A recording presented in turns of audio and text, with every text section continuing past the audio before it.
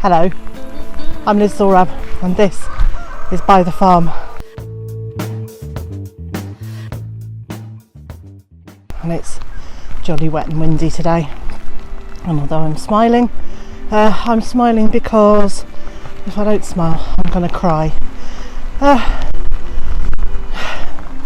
3 days ago I came out and propped up the run of beans that had been knocked down in the storm. And I've got to say, the bit that I propped up is doing really well.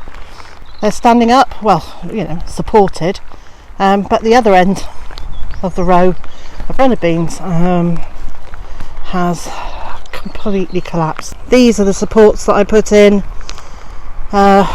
almost horizontal, and so they're really collapsed, and we're due more high winds and constant rain today, so I'm not going to get them supported. I also don't want to be standing in this rain for more than I have been already. I'm picking a load of the beans, so I think they're just going to have to wait for tomorrow. But what I have managed to get done this morning, still in the rain, but it's only water, and it's still quite warm. It's when it's wet and cold and windy, all of those things, I find it really difficult to work in. But it's quite warm, particularly now I've done a bit of work.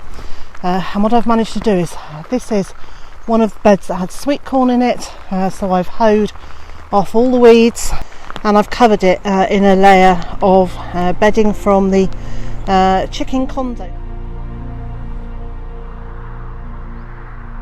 So that was this morning, and then we did the live chat this afternoon, and now the sun has come out. It's absolutely gorgeous out here. Late morning, our tree surgeon friend arrived with another load of wood chips. I'm standing up on the pile, but if I was actually standing on the ground, this pile is now about 5 feet high, and this is lovely. This is mostly ash. It smells nice, and there's loads of it, so we really need to get some of this moved, but I am being sensible. The injury that I did when I moved too much wood chip at once doesn't give me any pain at all anymore. In fact, most of the time I don't even, I forget that I did it until I go to do a load more shifting of wood chips, and I've just realised now I can't do massive amounts in one go, so I am being sensible, only moving a small amount at a time. I'm not going to do any today, because this morning I shifted all that chicken bedding from the stable out into the raised bed. Now it's a bit drier, I can show you a little bit more of what's happened out here. The two tripods that I had at the end that supported canes that came across to another tripod in the middle, they have not just tipped over, they've actually snapped completely off. So I could try and lift them up, but they're snapping in my hands.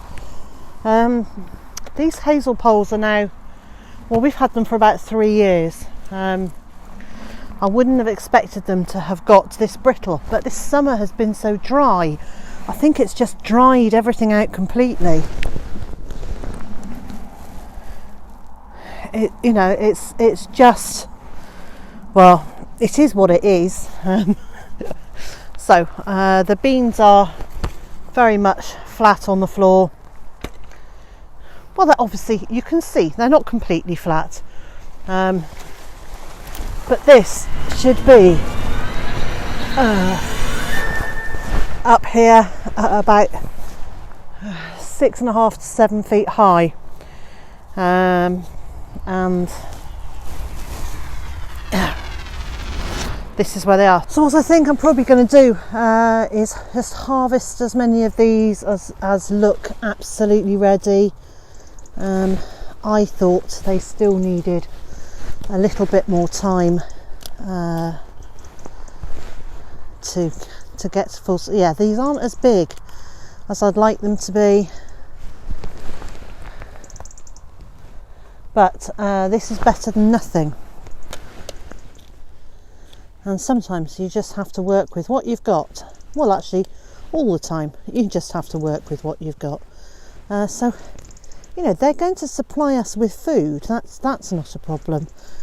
So I'll come out and harvest lots of these, and I will set them aside, not cook them, but I will set them aside, and hopefully I can use my new dehydrator when that arrives to dry these beans.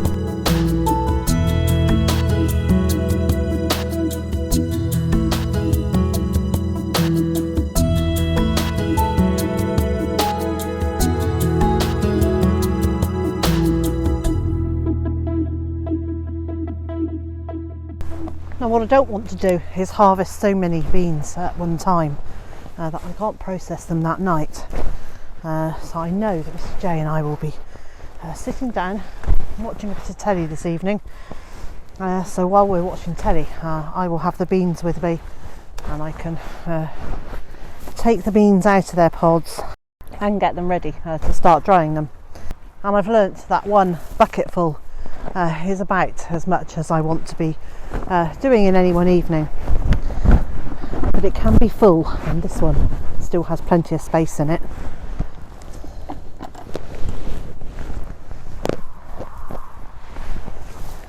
Now I realise it seems like we have masses of beans, and you know, we're not vegetarian.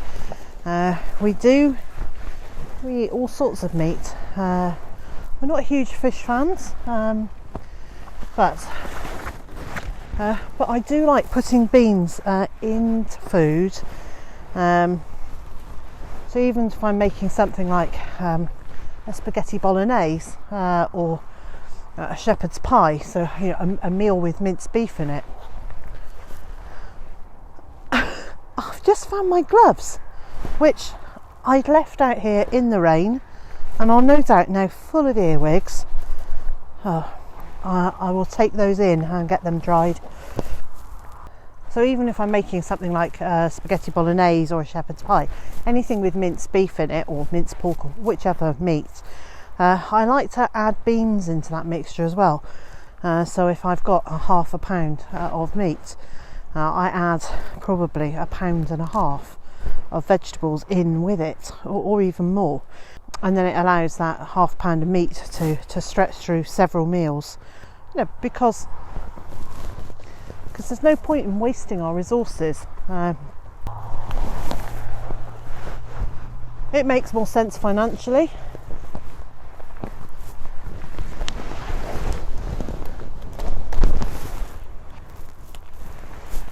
It makes more sense for getting a balanced diet.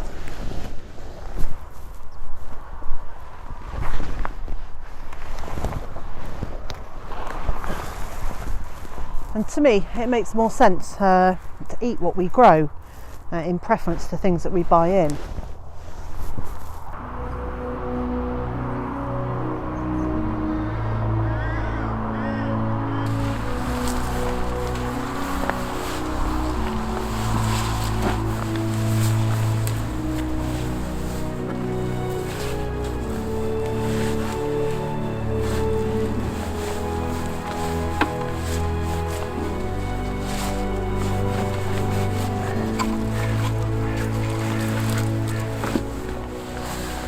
I want to keep this wrapped up to prevent caterpillars and moths getting in here.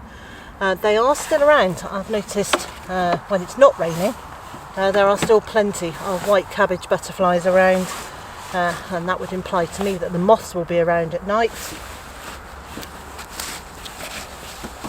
So I'll keep this covered, and I'll take my cabbage and my leaves into the kitchen. Actually, before I do that, I'll break off the outer leaves.